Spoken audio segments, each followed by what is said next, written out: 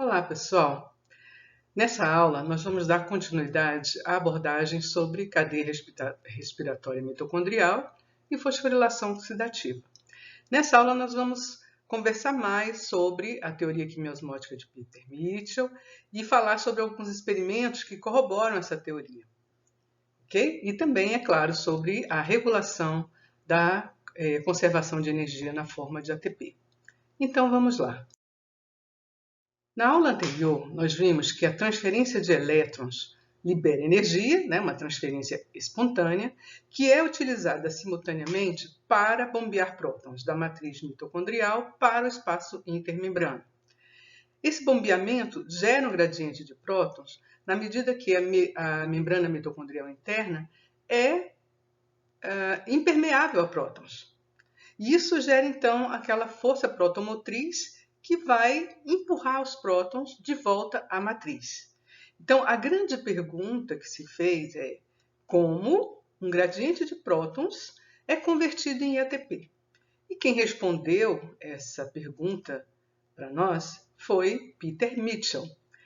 Peter Mitchell, então, propôs, a partir da teoria quimiosmótica, dentro de um modelo quimiosmótico, que nós vamos rever agora.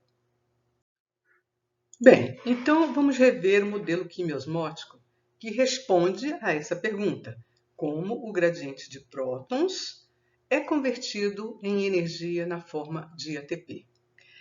Bem, vamos aqui rever o modelo quimiosmótico. Nós vimos o seguinte: durante o fluxo de elétrons pela cadeia transportadora de elétrons até o oxigênio, a energia liberada nesse fluxo, nesse movimento espontâneo de elétrons, uma boa parte dela é usada para bombear prótons da matriz mitocondrial para o espaço intermembranas, pelos complexos 1, que bombeia 4 prótons, 3, que bombeia 4 prótons, e 4, que bombeia 2 prótons. Então, a partir desse bombeamento é gerado um gradiente de prótons. Esse gradiente de prótons se deve a quê? A diferença de cargas, diferença de cargas em relação à face externa da membrana mitocondrial interna, ficar mais positiva do que a face interna, e a diferença nas concentrações de H+, então a diferença de pH.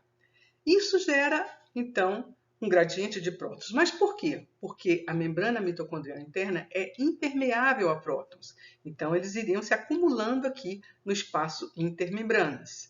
E aí, esse gradiente tem uma força, ele é a força protomotriz.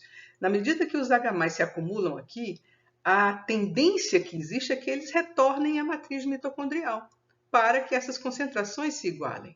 Acontece que a membrana mitocondrial interna é impermeável a prótons, mas a enzima F1-ATP sintase tem um canal, uma das suas unidades FO, é um canal para prótons, e à medida que os prótons fluem, movimentam-se passivamente de volta à matriz, a unidade F1 catalisa a síntese de ATP. Então, esse é o modelo proposto por Peter Mitchell, explicando como a energia do gradiente é convertida em ATP. Essa síntese de ATP, acoplada ao fluxo de elétrons pela CTE, é chamada de fosforilação oxidativa. É um mecanismo de conservação de energia que depende de oxigênio. É um mecanismo aeróbio. Dois termos que são muito utilizados nos textos sobre cadeia transportadora de elétrons e fosforilação oxidativa. Então, vamos falar sobre o termo quimiosmótico e sobre o termo acoplamento.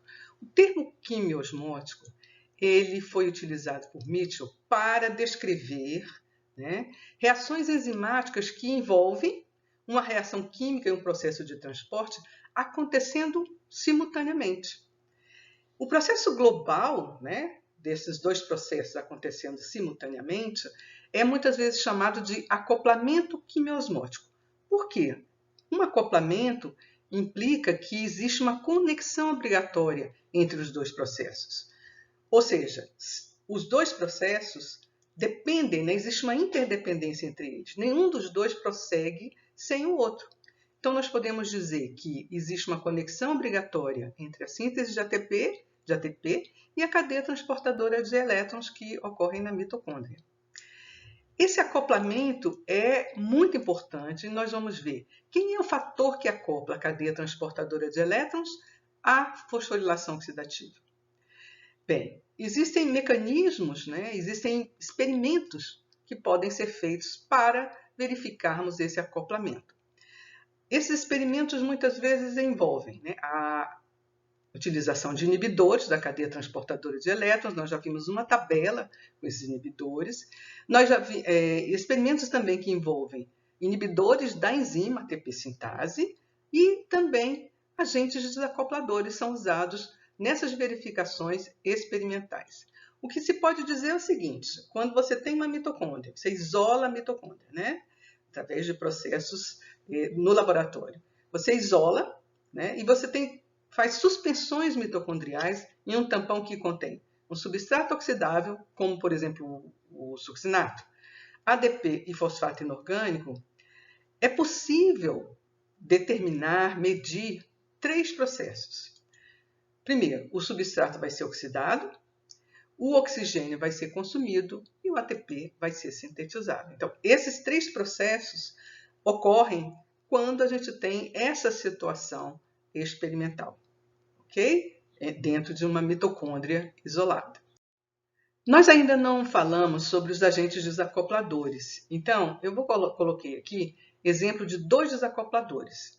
O 2,4-dinitrofenol, ok? E esse FCCP, carbonil cianeto para trifluor, toxifenildrazona. É melhor lembrar como FCCP. O importante aqui é nós entendermos o papel desses dois agentes, porque eles são chamados de agentes desacopladores. Lembre que estar acoplado significa que o que acontece num processo se reflete no outro, eles andam juntos. Então, veja só, esses agentes desacopladores que nós estamos mostrando aqui é o 2,4-dinitrofenol. Eles são ácidos fracos, então eles se dissociam, eles têm um próton dissociável. Além disso, são pequenos e hidrofóbicos, então eles podem atravessar a membrana mitocondrial interna. Vejam, são agentes químicos, que podem ser usados experimentalmente, não existem dentro da célula. Aqui FCCP também, então todos os dois podem disponibilizar um próton, podem se dissociar, são doadores de prótons. Quando esses agentes desacopladores são usados experimentalmente, é verificado que eles desacoplam a cadeia transportadora de elétrons da fosforilação oxidativa. Esses desacopladores, então, eles também desacoplam a síntese de ATP dirigida pela luz, pela fotofosforilação, que nós vamos ver mais tarde, provavelmente. Veja só o que eles fazem. Então, se você coloca um agente desacoplador num sistema, nas mitocôndrias, eles vão fazer o quê? Eles estão no meio que tem muito H+. Concordam? Porque você tem um bombeamento de prótons. Eles podem captar esse H+, e, então, ser convertido em qual forma? Nesta forma aqui, não carregada.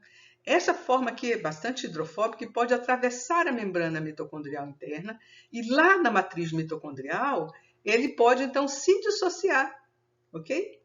Na matriz mitocondrial, por quê? Porque na matriz a quantidade de H+ é menor, ele está sendo bombeado para o outro espaço, para o espaço intermembranas.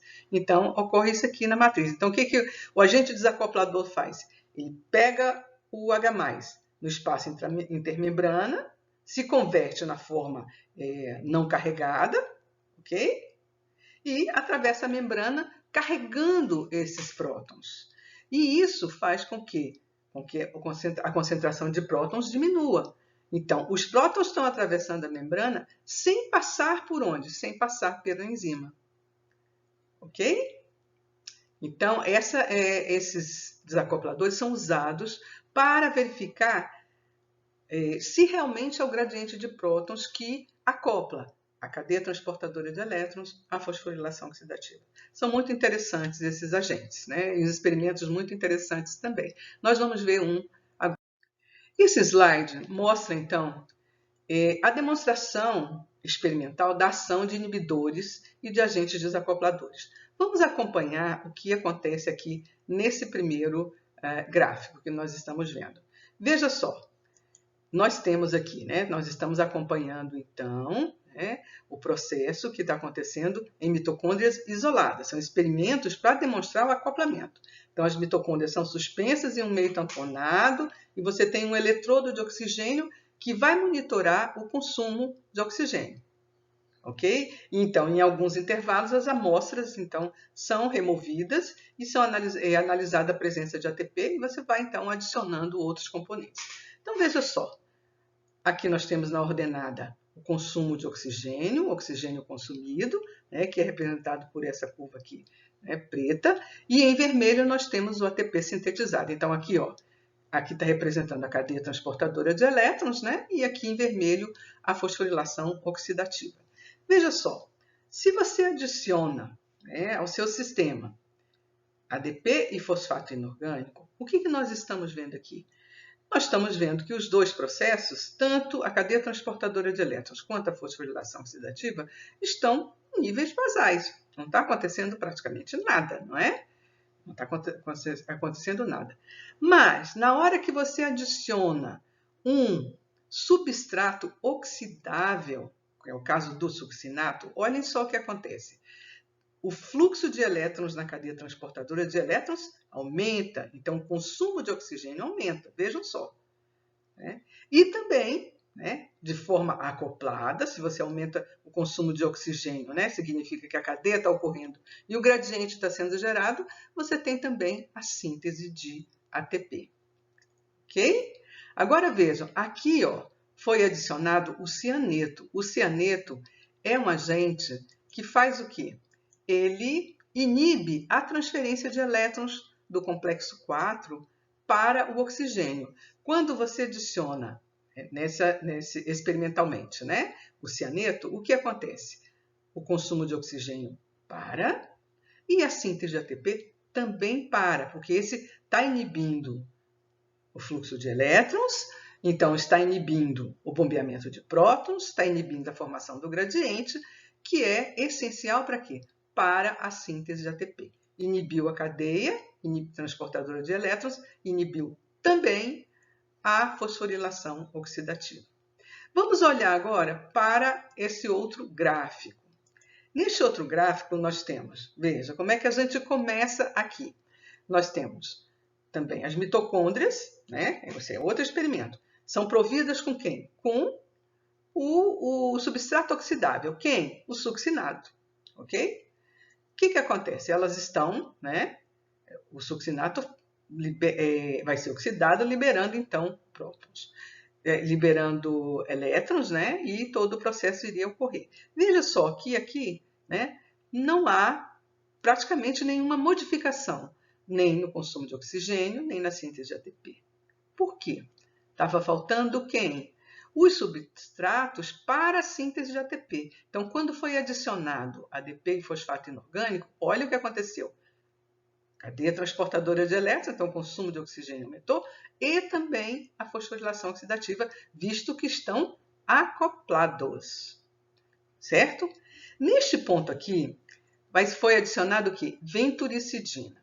Venturicidina, você pode adicionar oligomicina ou venturicidina.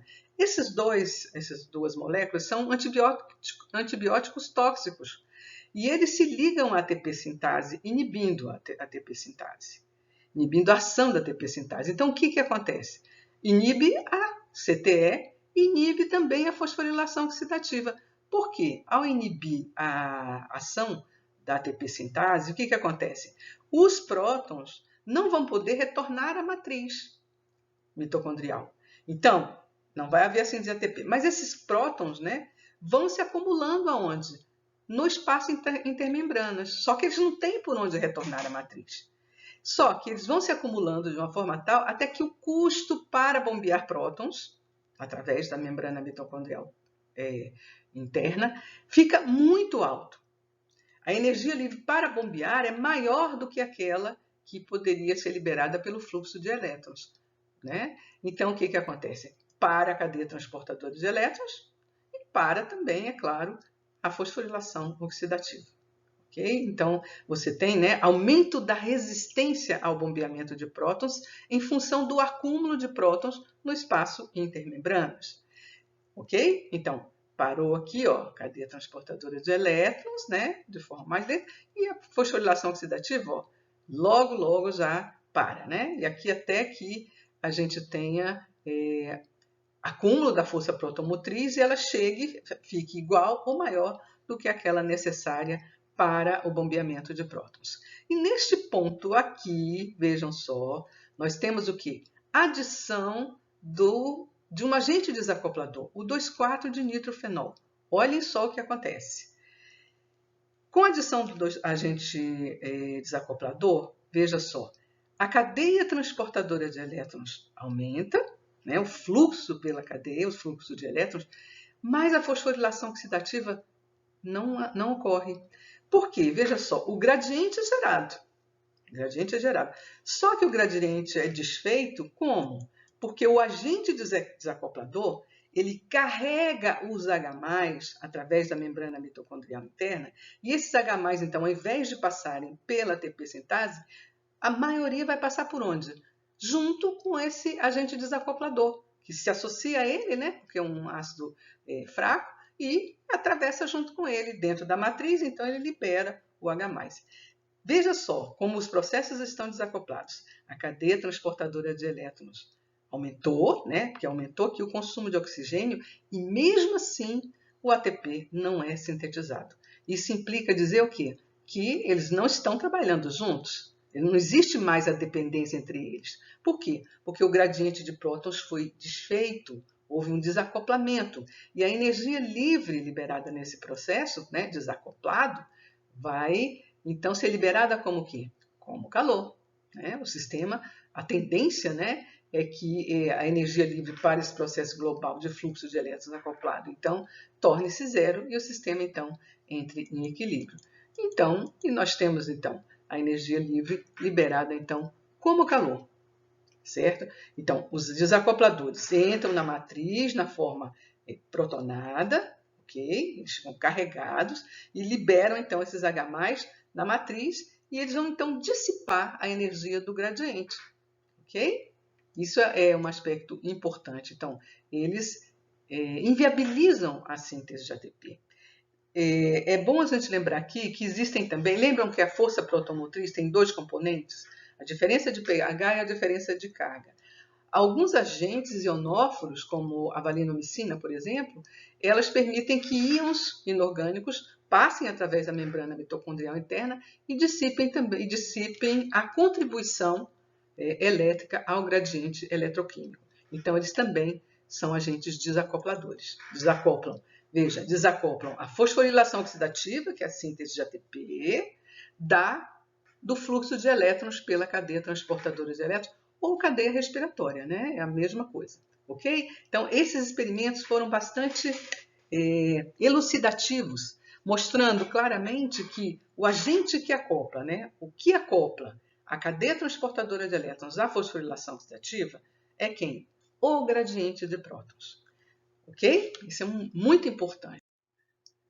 Então, veja, vamos pensar um pouquinho nesse aspecto, né, que nós estamos falando. Veja, o papel da transferência de elétrons, né, que libera energia, na síntese de ATP, é o quê? Gerar o gradiente de prótons.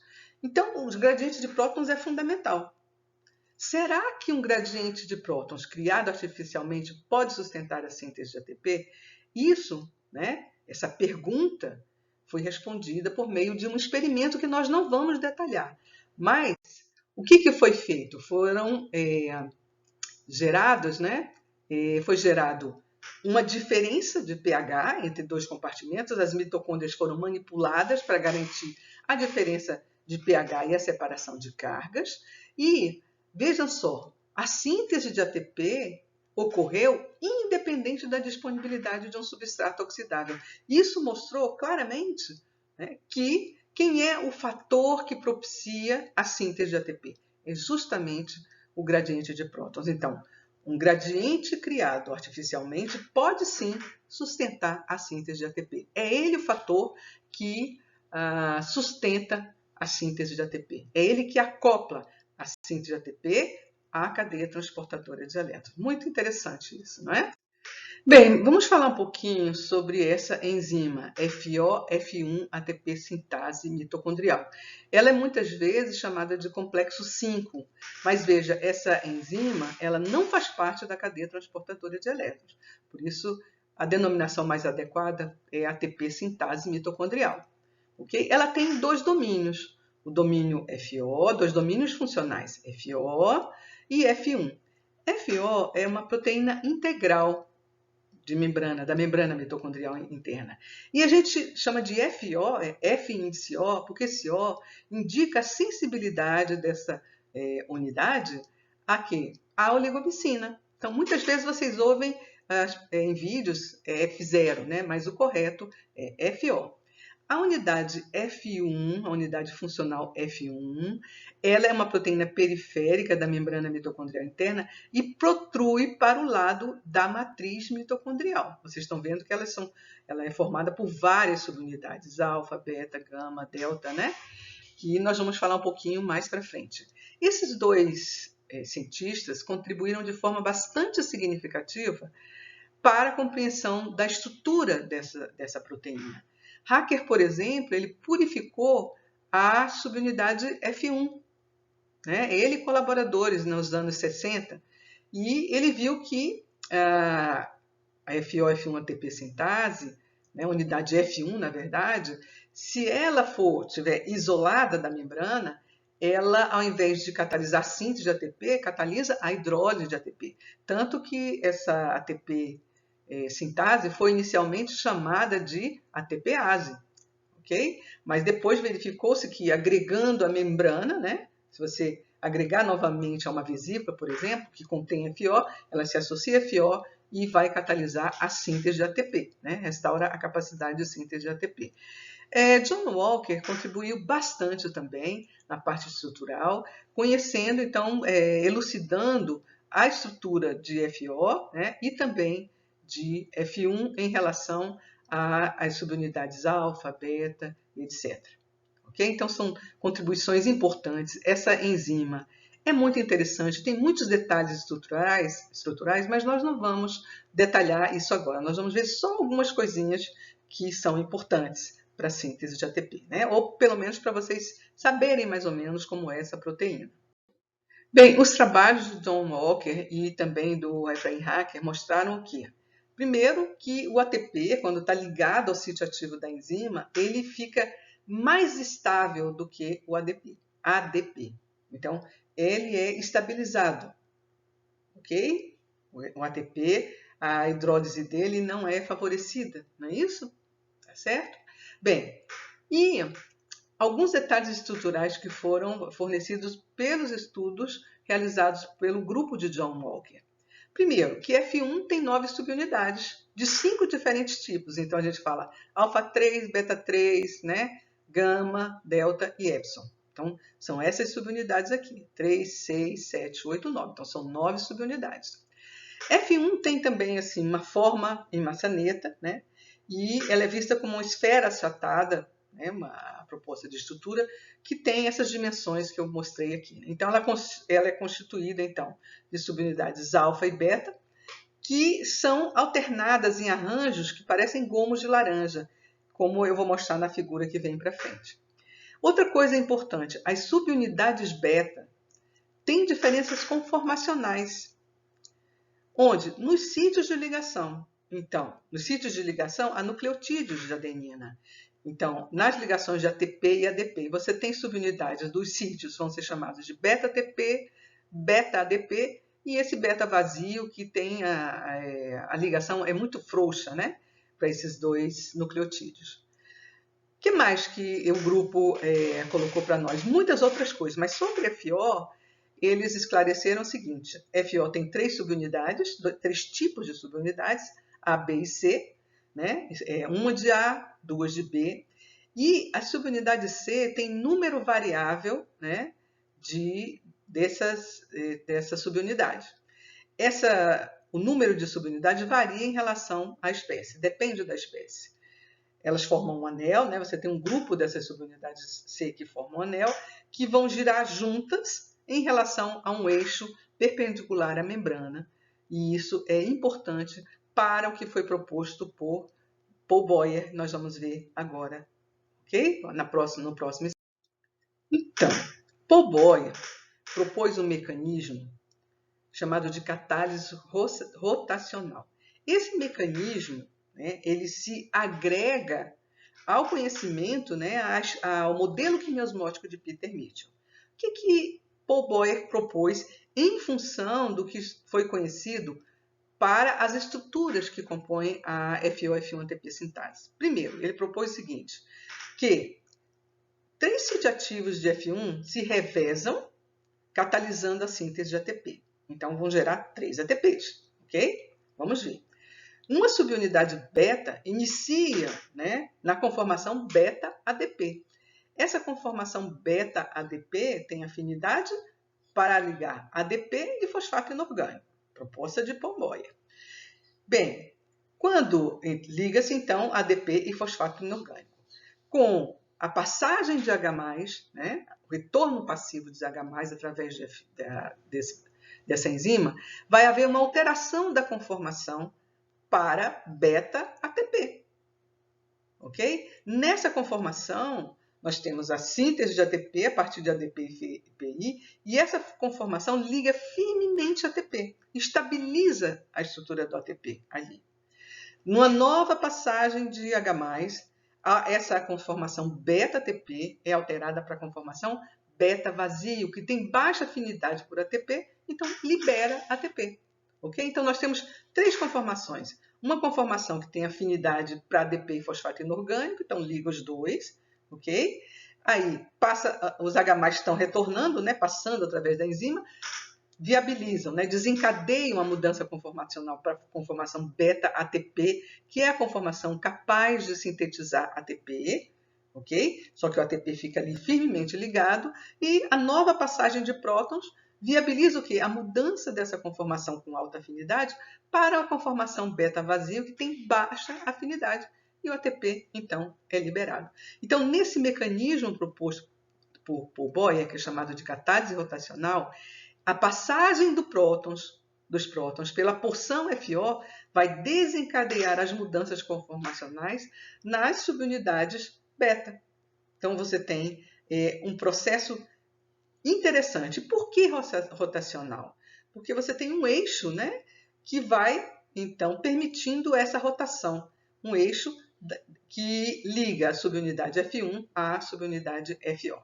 Okay? Então, a cada rotação de 120 graus, essa subunidade gama, que é a que entra em contato com a subunidade B diferente, né, ela vai forçar a subunidade a adotar a nova conformação. Okay? Vai adotando a conformação beta-vazio e vai liberando, então, ATP. Essas 3 subunidades beta, elas interagem de forma que, né, quando uma assume a conformação beta-vazio, a subunidade vizinha assume qual conformação? Beta-ADP. Aí entra ADP e fosfato inorgânico. E a outra, né, que tinha ATP, que a outra subunidade, adquire a conformação qual? Beta-ATP. Então, eu tenho uma capaz de gerar ATP, a outra que permite a entrada de ADP e fosfato inorgânico, e a outra que permite a saída de ATP. Então, uma rotação completa de gama, né, permite o quê? Que a subunidade beta passe pelas 3 conformações e a cada rotação completa, então, são sintetizados 3 ATPs. Olha que bacana. Então, veja, o modelo rotacional proposto, né, essa catálise rotacional proposta por Paul Boyer, não anula a teoria quimiosmótica, ela agrega informação à teoria quimiosmótica. O gradiente de prótons é essencial. O fluxo de prótons, né, o retorno dos H+ para a matriz através da enzima é requerido. Qual que é a diferença? Que agora Paul Boyer propõe, né, que esse fluxo de prótons, que ele é importante para quê? para desencadear as mudanças conformacionais que permitem o quê? Tanto a síntese de ATP como a liberação. É claro que em relação à questão energética, como o ATP é estabilizado na superfície da enzima, não há um requerimento energético, né, tão grande, né, pequeno, mas a necessidade de energia é requerida para quê? Para liberar o ATP do sítio ativo da subunidade beta, ok? Que vai se converter na subunidade beta vazio. Não é? É esse, então, o modelo de Paul-Boyer, modelo, né, que propõe o mecanismo de catálise rotacional. Esse modelo ele é ilustrado aqui nessa figura, né, que mostra, então, além dos dois contribuidores, né, o John Walker e o Paul Boyer, está mostrando que o complexo F1, com 3 sítios, estão vendo? Esses 3 sítios, eles são sítios diferentes para ligar nucleotídeos de adenina. Um para cada par de subunidade alfa-beta, estão vendo? Alfa-beta, alfa-beta, alfa-beta. Vejam, aqui eu tenho a beta-ADP, mais fosfato inorgânico, aqui eu tenho a beta-ATP e aqui eu tenho a beta-vazio. Veja, a cada momento, um desses sítios aqui está, então, em uma dessas conformações, né? Ou que liga ADP e fosfato inorgânico, ok? Ou que liga ATP firmemente, ou o beta-vazio. Na passagem dos prótons, ok? De onde para onde? Do espaço intermembrana, vejam, P, para a matriz mitocondrial, N, na passagem desses prótons, nós temos a mudança conformacional. Veja, a subunidade beta-ADP passa a beta-ATP, então ela pode sintetizar ATP. A subunidade beta-vazio passa a conformação beta-ADP. E a subunidade beta-ATP passa a conformação beta-vazio, liberando então ATP. É realmente um mecanismo, essa catálise rotacional é muito interessante e mostra para a gente então que, primeiro, quem causa a força protomotriz, o que causa a força protomotriz? Na verdade, a liberação, a mudança conformacional que permite então a liberação do ATP para ser então utilizado pela célula, né? Essa força protomotriz, então, além de causar essa rotação do eixo central, né, da subunidade gama, isso está sendo mostrado, indicado aqui pela seta verde, estão vendo? Essa rotação permite, então, que seja liberado, então, seja modificado para a forma beta vazia e liberação, então, de ATP. É muito interessante esse modelo rotacional, existe comprovação científica várias, né? Mas ainda tem sido bastante estudado, né? Bem, mudança conformacional, essa mudança, né, a gente pode dizer que é uma mudança conformacional cooperativa, né? Em que o sítio beta-ATP é convertido em beta vazio, o ATP, então, se dissocia, o beta-ADP passa a conformação beta-ATP, né? Então pode sintetizar o ATP, né? E o beta, e também a outra conformação beta vazio, que permite, então, a saída do ATP do sítio ativo. Muito interessante, ok? Esse modelo, então, requer que pelo menos 2 sítios, né, alternem a atividade, ok? Então, pelo menos 2 sítios estarão ocupados durante esse processo, né, de rotação de F1, né, e passagem, então, dos prótons. Ou o contrário, né, passagem dos prótons que permite a rotação de F1. Veja que o ATP só pode ser liberado do sítio quando ADP e fosfato inorgânico se ligarem também. Então, é um processo simultâneo, ok? É um processo que acontece, as mudanças, né, conformacionais acontecem simultaneamente. Muito bacana essa catálise rotacional. Bem, mas nós sabemos o seguinte, para que o ATP seja sintetizado na matriz, é requerido o quê? ADP e fosfato inorgânico, H2PO4-. E o ATP é principalmente utilizado onde? Fora da matriz mitocondrial. Né? Geralmente, onde? No citossol da célula. Os processos de síntese geralmente acontecem onde? No citossol da célula. Veja, Então, eu teria, né, ADP e fosfato inorgânico fora da matriz, mas eu preciso desses dois componentes dentro da matriz. E o ATP precisa sair da matriz. Então, existem translocases, lembrando que a membrana mitocondrial interna é impermeável, né, a maioria das moléculas, mas a permeabilidade é seletiva. Existem algumas translocases, e aqui estão mostradas duas. Uma translocase, né, que é um antiportador. O que significa isso? Ela transporta ADP para dentro, né, de fora da matriz para dentro da matriz, e ATP para fora. Esse transporte é do tipo cotransporte, só que antiporte. O ADP entra e o ATP sai. É necessário que tenha ADP para entrar para poder sair ATP. Esse efeito, né, de substituir, né, a saída de 4 cargas negativas e a entrada de 3 cargas negativas na matriz, na verdade, gera um efluxo líquido, né, de uma saída líquida de carga negativa através da membrana. E isso é favorável, né? Por quê? Porque aqui fora está mais positivo. Então, esse processo aqui é interessante, ok? E ele depende também do gradiente de prótons. Então, essa translocase é chamada de adenina nucleotídeo translocase, ou antiportador ATP-ADP, ok? Então, trouxe ADP aqui para dentro, que é essencial para a fosforilação oxidativa. O fosfato inorgânico, como é que ele vem? Veja, em pH 7, nós temos duas. O fosfato inorgânico estará presente, né, como HPO4 2- e H2PO4-. Essa translocase aqui, ó, fosfato translocase, ela é específica para H2PO4-. Então, o que acontece? Essa translocase aqui é um simportador, ou um transportador do tipo simporte. O que é isso? Os dois elementos que são transportados, eles são transportados para o mesmo lugar, por isso que chama simporte. Então, o que nós temos passando em conjunto, né? Coletivamente, é um cotransporte também. Fosfato inorgânico passa junto com H+. Essa passagem, então, né, de H+, né, para cá, você tem, então,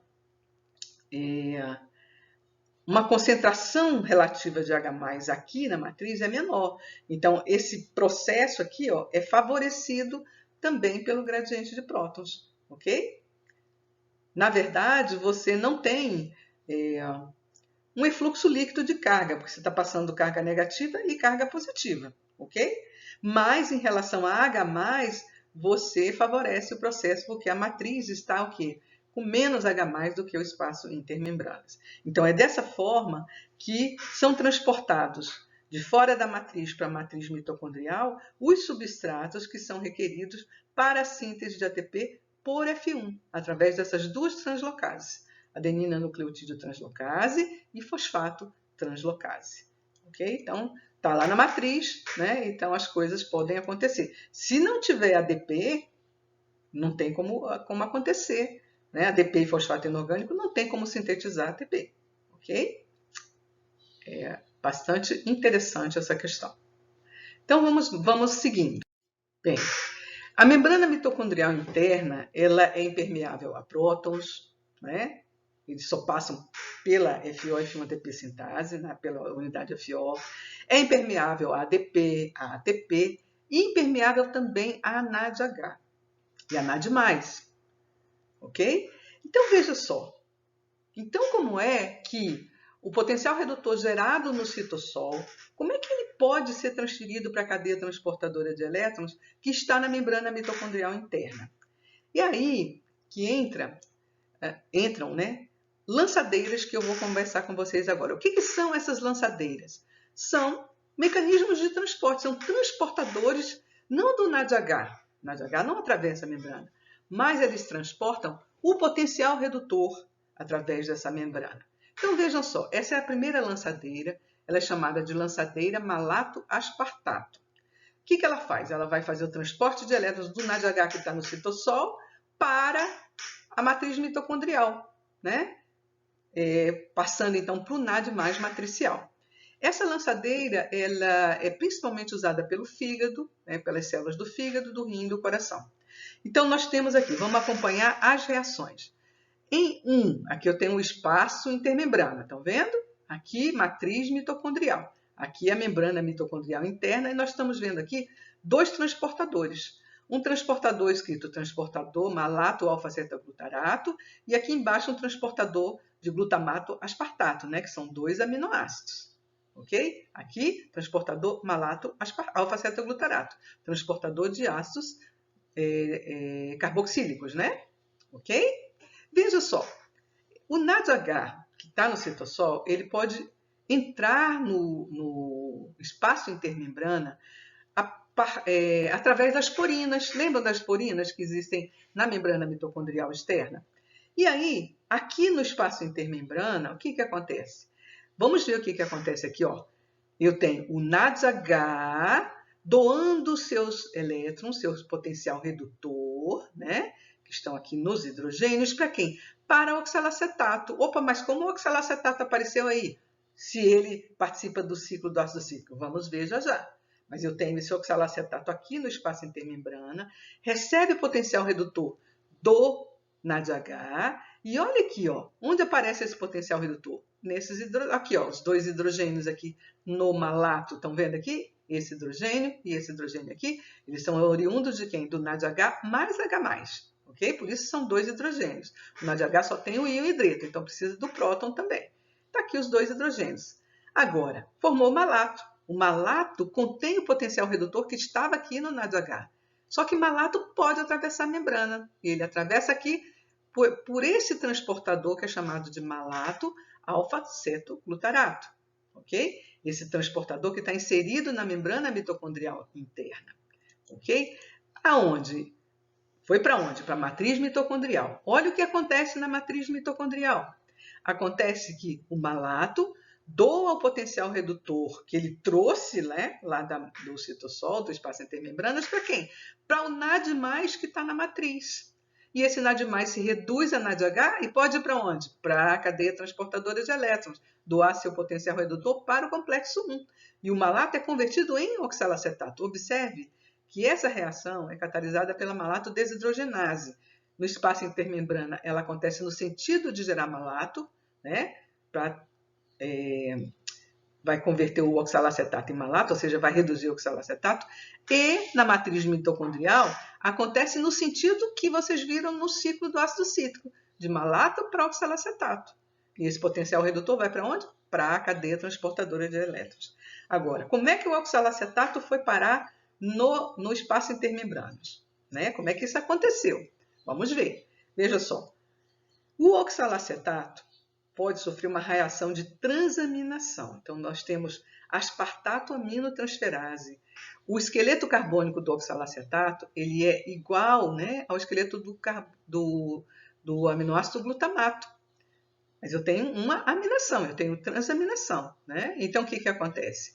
Esse oxalacetato transamina com o glutamato, né? Aí o glutamato gera alfa-cetoglutarato. Né? O esqueleto carbônico do glutamato é que nem o do alfa-cetoglutarato. Ele perde o grupo amino, né? E gera alfa-cetoglutarato. E o glutamato, né? O oxalacetato, vai gerar quem? Aspartato. O aspartato vai então fazer o quê? Passar por esse transportador glutamato-aspartato e vai para o citossol. E o alfa-cetoglutarato vai atravessar a membrana mitocondrial interna por esse transportador malato alfa-cetoglutarato. Então, estão os 2 aqui no espaço intermembrana. Aqui ocorre a reação inversa que aconteceu na matriz mitocondrial. Nós temos, então, alfa-cetoglutarato gerando glutamato, né? E o aspartato gerando o oxalacetato. Isso fecha o ciclo. Veja só como as reações são praticamente uma ao inverso da outra, do que acontece no espaço intermembrana e o que acontece na matriz. Então, qual é o resultado líquido desse processo? Transferência de NADH que estava no citossol para NADH matricial.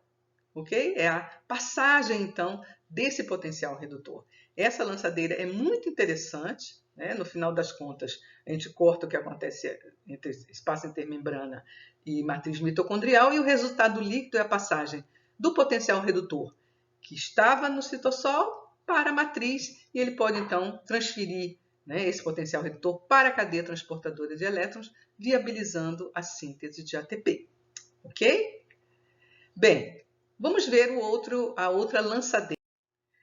A outra lançadeira é chamada de lançadeira glicerol 3-fosfato. Então, o que está representado aqui? A membrana mitocondrial interna, e nós temos aqui, inserida, né, na face externa da membrana mitocondrial interna, como uma proteína periférica, uma proteína chamada de glicerol 3-fosfato desidrogenase mitocondrial, que tem FAD ligada a ela. E nós estamos vendo aqui, produto da glicólise, né? Em termos de potencial redutor, é o NADH. Nós temos aqui NADH mais H+. Esse potencial redutor, né, gerado a partir da glicólise, pode ser doado para a dihidroxetona, que também é um intermediário da glicólise, quer dizer, que é o intermediário da glicólise. Está aqui a dihidroxetona fosfato. E essa dihidroxetona fosfato, então, vai, né, recebendo esse potencial redutor, ela vai gerar glicerol 3-fosfato. E o NADH, então, se reoxida a NAD+. E aí nós temos a ação de quem? Da glicerol 3-fosfato desidrogenase citossólica. O glicerol 3-fosfato gerado doa o potencial, que é essa molécula que vocês estão vendo aqui, ó, com os 2 hidrogênios, doa o potencial redutor para o FAD, que é grupo procético de quem? Da glicerol 3-fosfato desidrogenase mitocondrial. Doa o potencial redutor. Esse glicerol 3-fosfato, então, volta, né? Vai ser convertido em dihidroxetona, e o FAD é reduzido a FADH2 e doa o potencial redutor para quem? Para a ubiquinona. E essa ubiquinona, né, então, vai transferir potencial para quem? Os elétrons para quem? Para o complexo 3, né? A citocromo C, complexo 4. Vejam só, esses hidrogênios, esse potencial redutor, não passa pelo complexo 1, vai direto para a ubiquinona. Então, a quantidade de prótons bombeada é menor, são 6 prótons ao invés de 10. Isso implica dizer, né, que gera um gradiente menor. E um gradiente menor implica dizer o quê? Uma força próton-motriz menor, então vai gerar menos ATP, ok? Então, qual é o resultado líquido dessa lançadeira? Transporta elétrons do NADH citossólico para FAD mitocondrial, ok? Então, o número de ATP gerados é menor. Essa lançadeira, ela é mais comum no músculo esquelético e no encéfalo, ok? Mas é bem interessante, é uma transferência que envolve, então, a entrada, então, dos elétrons a partir da ubiquinona, ok? Então, resolvemos a questão, né? Se não existissem essas lançadeiras, como que o potencial redutor citossólico poderia gerar ATP por fosforilação ou propiciar a síntese de ATP por fosforilação oxidativa? Não tinha. Além disso, como o potencial redutor gerado no citossol poderia ser reoxidado? Como o NADH poderia ser reoxidado? Porque ele é requerido na glicólise, né? O NAD+ é requerido para a glicólise ocorrer. Então, resolve os problemas, ó. Aqui o NAD aqui é reoxidado, ok? E na outra lançadeira também o NADH é reoxidado a NAD+, ok? Então, essa aqui é a questão. Bem, essa tabelinha, ela mostra, né, a produção de ATP, ou seja, a conservação de energia na forma de ATP, a partir da oxidação completa de uma molécula de glicose, ACO2, e considerando, é claro, cadeia transportadora de elétrons e fosforilação oxidativa. Lembrem, os valores experimentais para o número de prótons bombeados para fora da matriz, né, por par de elétrons, são 10 quando os elétrons são oriundos do NADH e 6 quando eles são oriundos do succinato. O valor experimental, né, que é mais aceito para o retorno dos H+, para eles retornarem para garantir a síntese de ATP, é em torno de 4.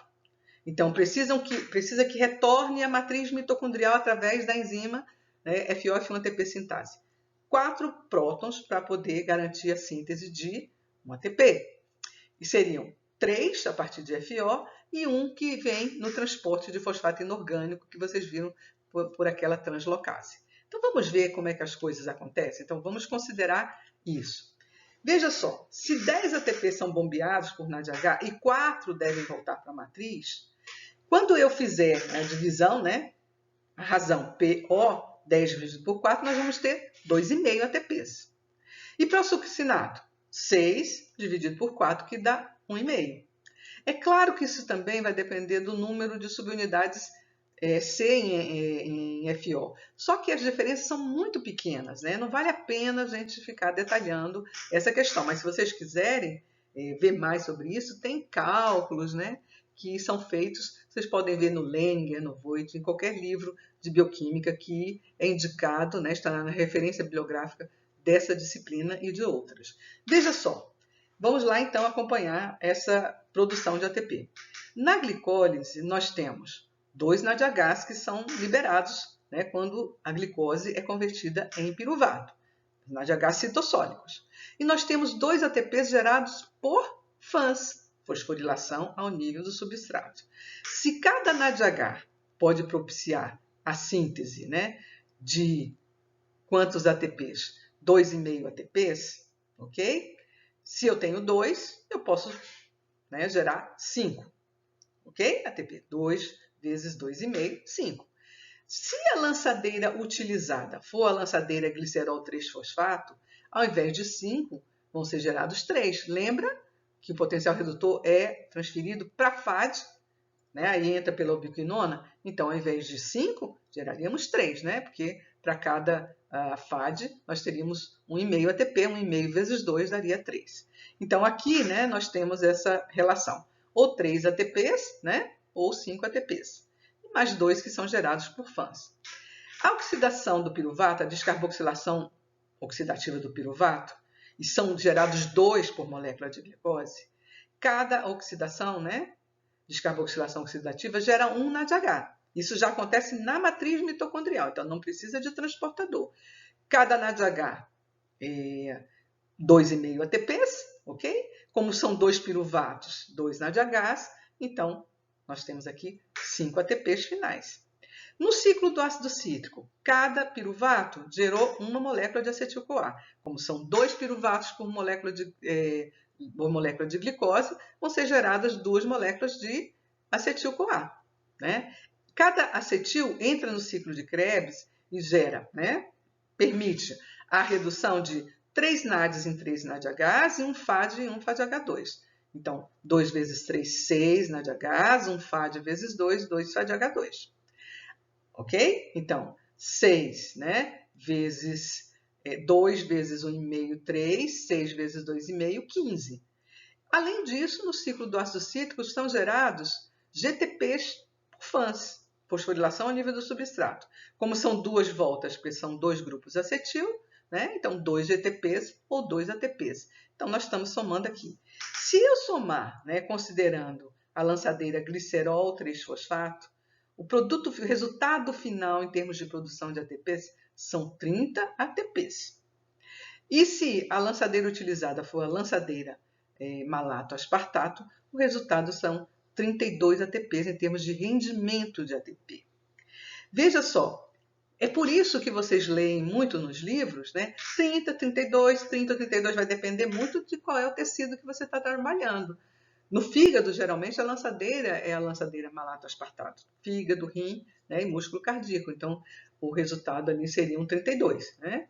No músculo esquelético, né, e no encéfalo, a lançadeira principal é a glicerol 3-fosfato. Então, o resultado 30 ATPs. Estão vendo? Esse é o resultado final em termos de ATPs. Veja só, a maior parte do ATP é gerada por fosforilação oxidativa, um processo que depende de oxigênio, ok? Um mecanismo de conservação de energia que depende de O2. Aqui, os ATPs que não são gerados por fosforilação oxidativa são esses aqui, ó, que são gerados por FANS. 2 aqui, né?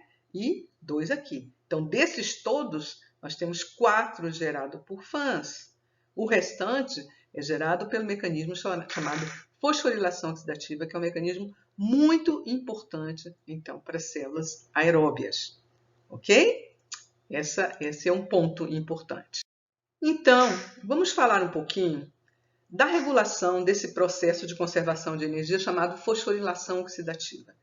Se nós formos analisar, né, todas todas as questões que são colocadas nos textos, nós vamos ver o seguinte, que a regulação, de uma forma geral, ela se dá a partir das demandas energéticas das células.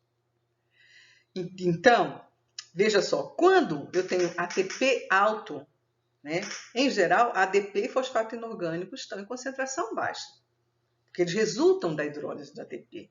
E nós vimos naquele experimento que eu mostrei, né, adicionando, né, os inibidores, adicionando ADP, nós vimos que existe um controle do consumo de oxigênio que é feito pelo aceptor.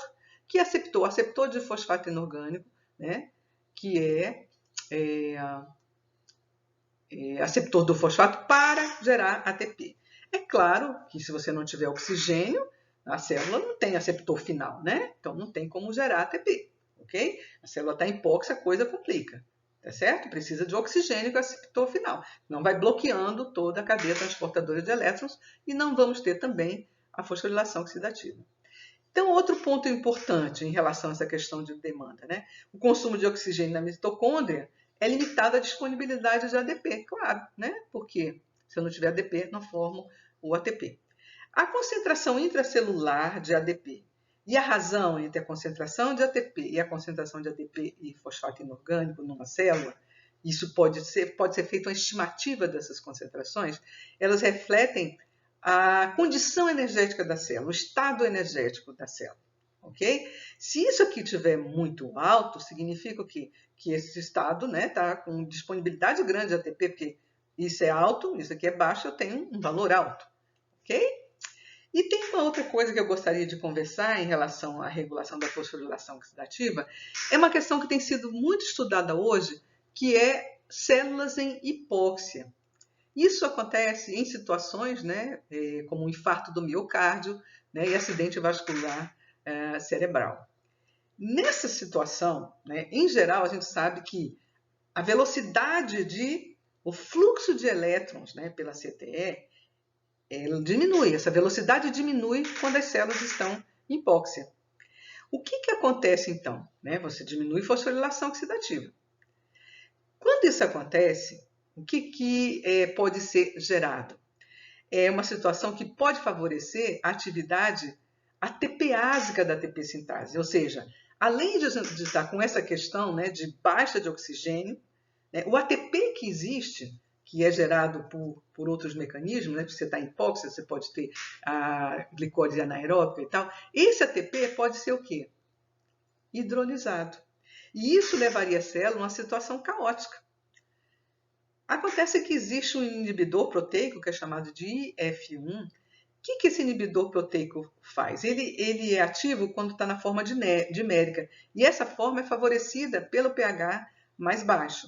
Essa IF1, esse inibidor proteico, ele se liga a duas moléculas de ATP sintase, inibindo a atividade ATPásica da ATP sintase.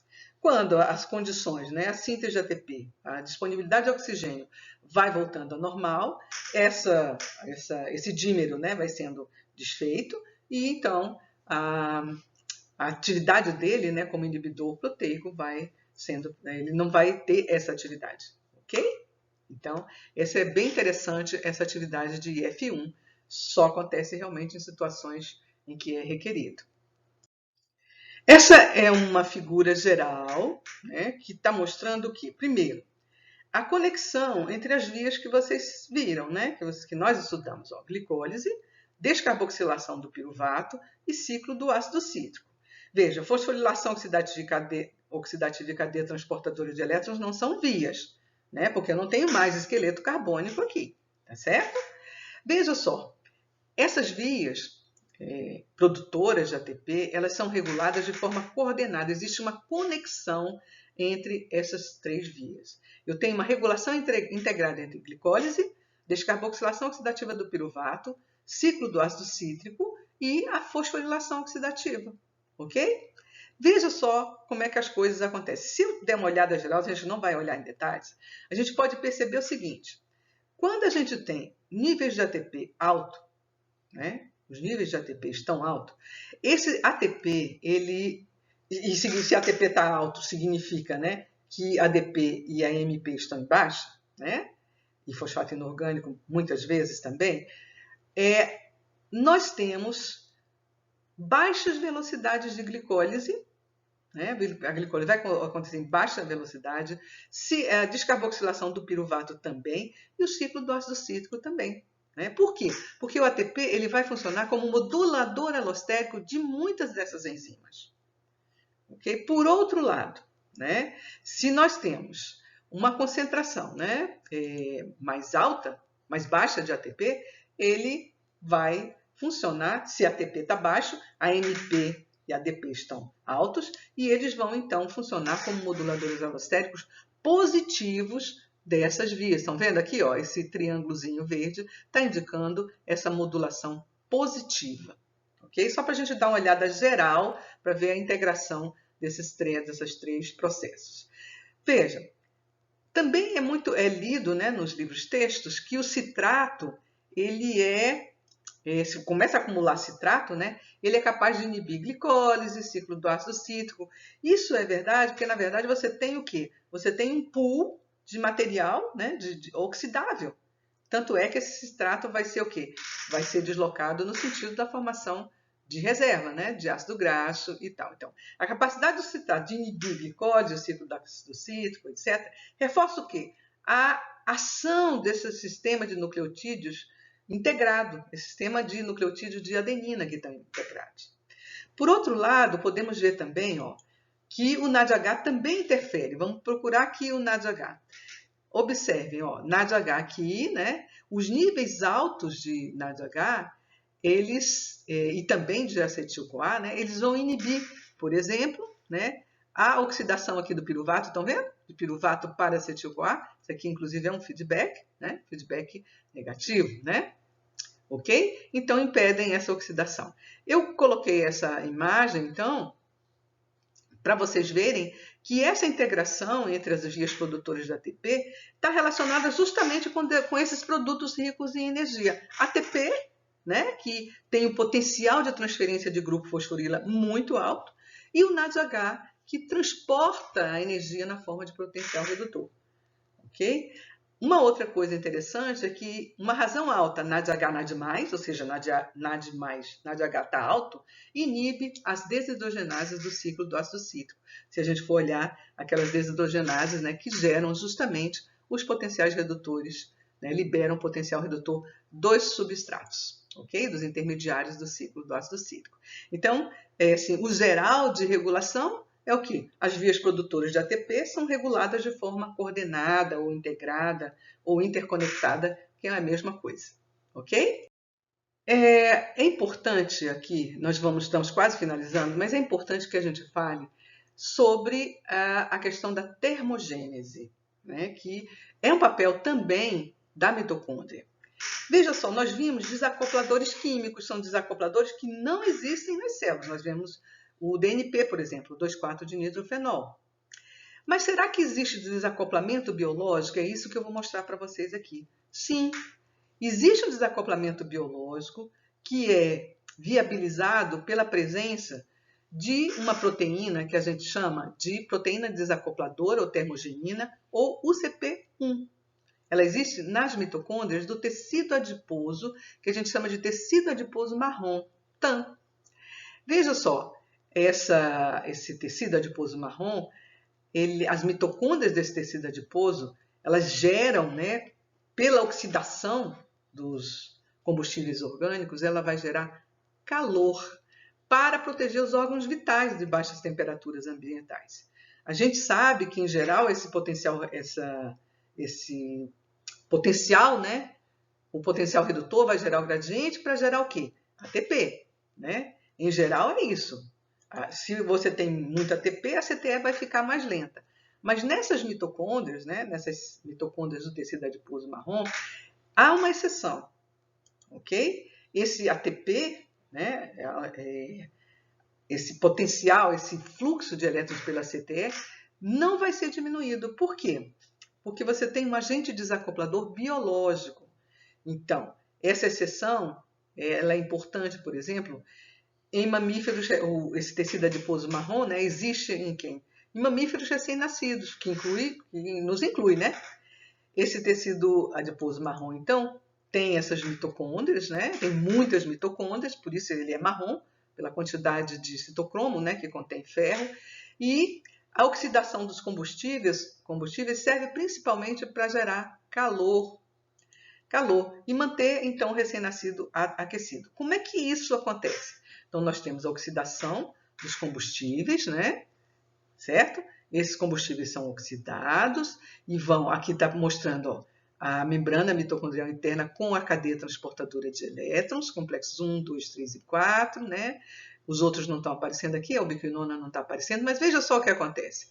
A cadeia transportadora de elétrons bombeia prótons pelos 3 complexos bombeadores e os prótons, né, retornam principalmente por onde? Por essa termogenina. Então vão desfazer o gradiente de prótons sem passar por onde? Pelo FO, que viabiliza a síntese de ATP por FANS, né? Desculpe, por fosforilação oxidativa. Então, a energia do gradiente vai ser liberada como o quê? Como calor, né? Aquecendo, então, o recém-nascido e tal. Então, esse desacoplamento biológico existe, tá certo? Nessas mitocôndrias especiais, que tem a termogenina, e a maior parte dos prótons retorna por onde? Por essa proteína, né? Pela termogenina. E a energia do gradiente, então, é liberada como calor, permitindo, então, o aquecimento dos órgãos, né? O aquecimento do recém-nascido. Ok? Esse é, então, o resultado líquido. Então, a energia do gradiente é dissipada como calor, né? E esse é um desacoplamento biológico. Observe que a fosforilação oxidativa não está ocorrendo, né? Praticamente. Mas a cadeia transportadora de elétrons está o quê? Ocorrendo, porque o gradiente está sendo desfeito por essa proteína desacopladora, né? Para uma outra função, que é manter os órgãos aquecidos. Ok? Então, vamos finalizar nossa aula de cadeia transportadora de elétrons ou cadeia respiratória e fosforilação oxidativa, que é o mecanismo de conservação na forma de ATP acoplado a TPE. Vamos fazer um pequeno resumo. Primeiro, a cadeia transportadora de elétrons é o quê? É um conjunto de complexos que estão organizados na membrana mitocondrial interna e que são capazes de transferir elétrons espontaneamente, ou seja, liberando energia, esses elétrons de coenzimas reduzidos ou de substratos reduzidos, até quem? O oxigênio, que é o aceptor final de elétrons. Ao receber esses elétrons, né, o oxigênio se reduz à água. Claro, pega prótons do meio. Esses complexos são constituídos pelo quê? Proteína com atividade catalítica e grupos prostéticos, que são realmente quem recebe, né, e doa os elétrons, né, de forma sequencial. Né? Essa organização ela é uma organização funcional que depende do potencial redox e depende também da especificidade da enzima. A energia do fluxo de elétrons é utilizada para quê?